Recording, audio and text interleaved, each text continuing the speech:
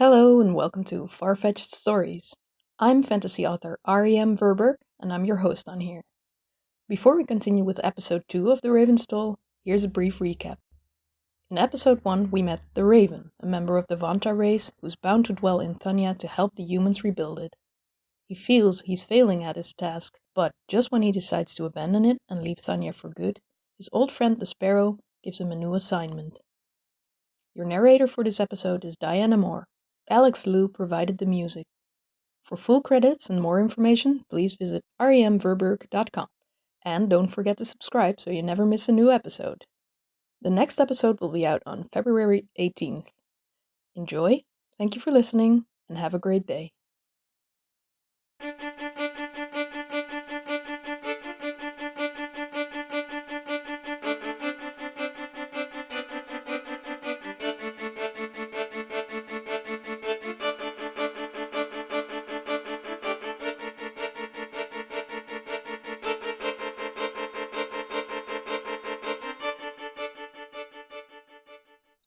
The Raven's Toll, Episode 2, Embers of the Past.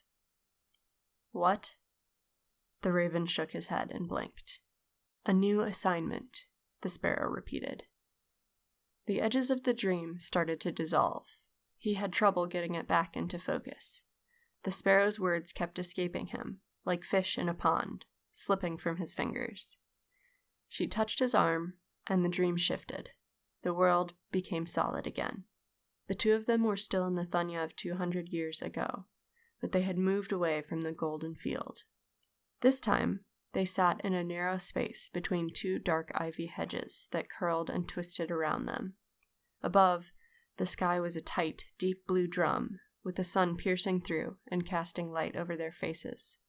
"Stay with me," the Sparrow said. "I need to tell you about the assignment." The Raven backed away. A strand of ivy twisted around his arm.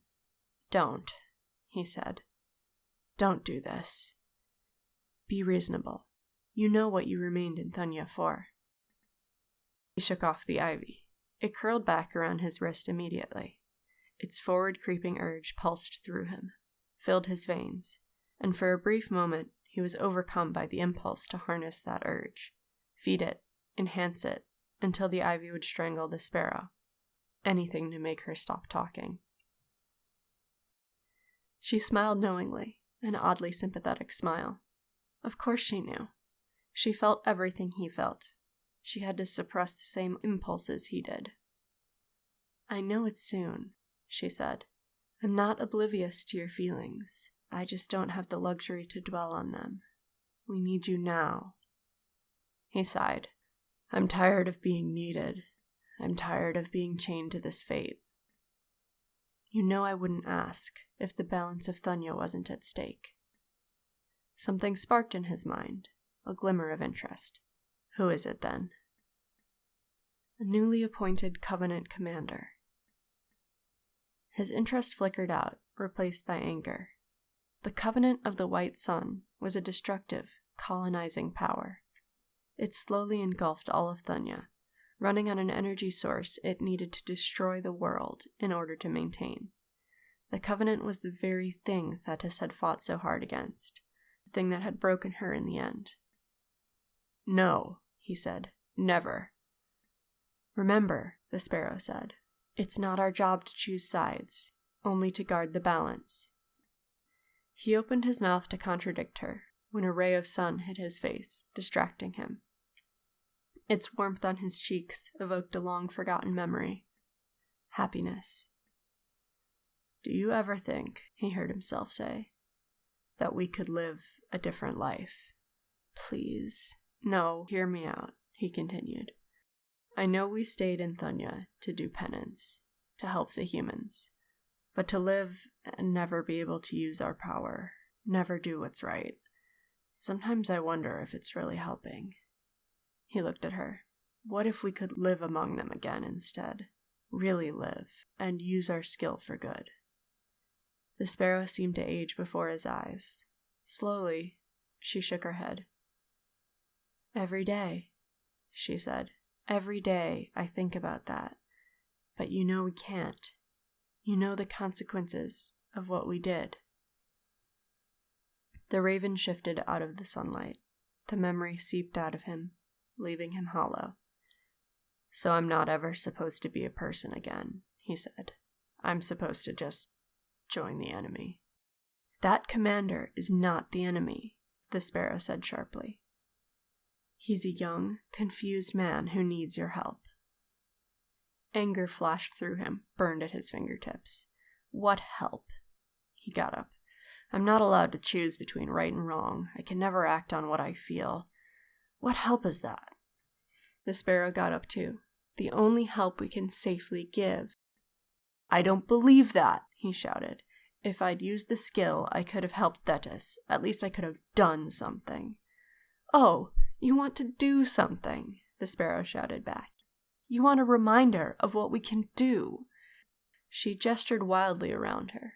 Before her hands, the ivy bent and drooped to the ground.